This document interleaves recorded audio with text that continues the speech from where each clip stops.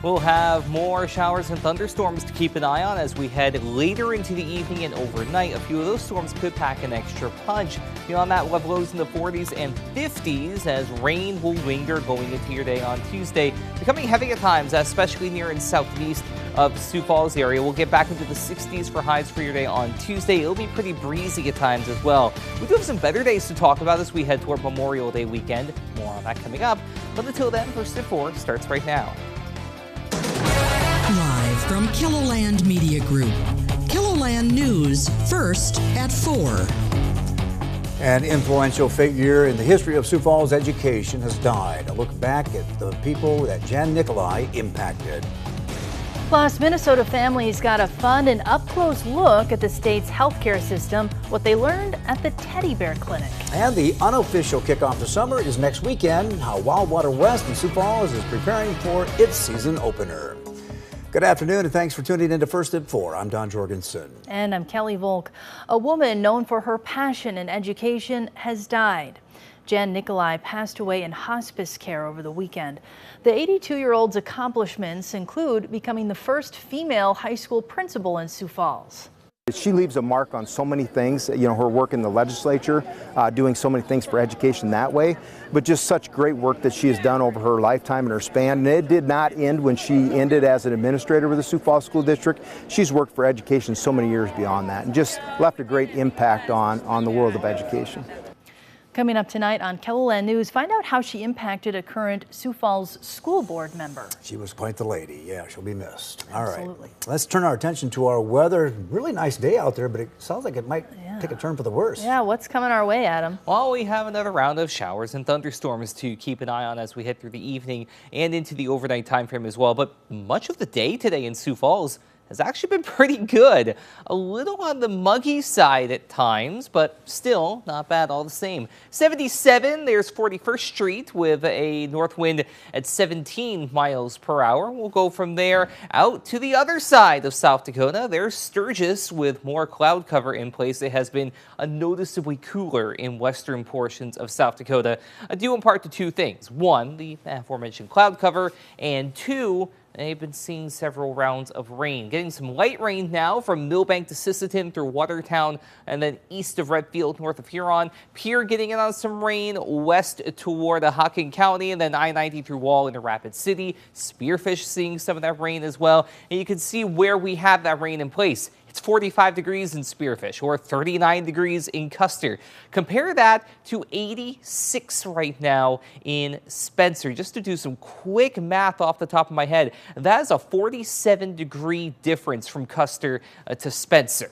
And then we have 76 here in Worthington as well as Sioux Falls, 59 for Huron, 70 up in Aberdeen, 62 in Pierre, and 54 where it's raining in Phillip. There's the dew point, not bad west of the James River Valley, but to the east, that's been a different story. 50s, a couple of 60s out there, so not oppressively humid, but you could tell if you were outside for long enough that it's starting to feel at least a little bit more like summer is right around the corner. Here's the outline for the severe weather outlook this evening into the night. Marginal risk in green, that's level 1 for areas from Marshall down to Madison, Sioux Falls, about as north as Brookings, give or take a little bit on I-29, then out toward Winter.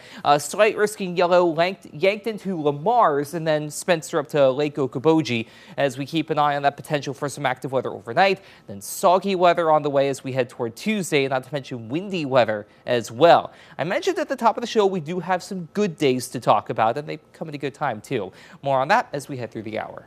Thanks, Adam. Minnesota Governor Tim Walz says the legislature has a deal to keep Uber and Lyft in the state by increasing driver pay by 20%. The deal would put in a new rate for drivers of $1.28 per mile and 31 cents per minute. That's 12 cents a mile and 20 cents per minute less than the Minneapolis city ordinance. Lawmakers also say it would include the strongest insurance provisions for rideshare drivers in the entire country.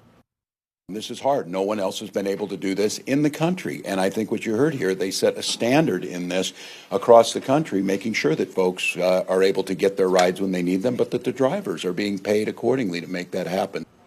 The legislative solution would supersede the ordinance passed by the City Council. However, the bill still needs to pass both the House and Senate before Governor Walz could sign it into law. Minnesota families are getting an up-close and personal look at the healthcare system. It's thanks to a free event called Doors Open Minneapolis. Adam Duxter with our CBS affiliate in Minnesota shares the hope behind a day filled with cuteness. Of all the patients HCMC has ever had, his arm is hurt. His arm's hurt? This one. Okay. Mr. Sloth is probably the squishiest. Count down 1, 2, 3, and it goes shh. His owner, Johnny Lindbergh, along with his brothers, seeing the doctor in a whole new way. A delight to their mom, Sarah.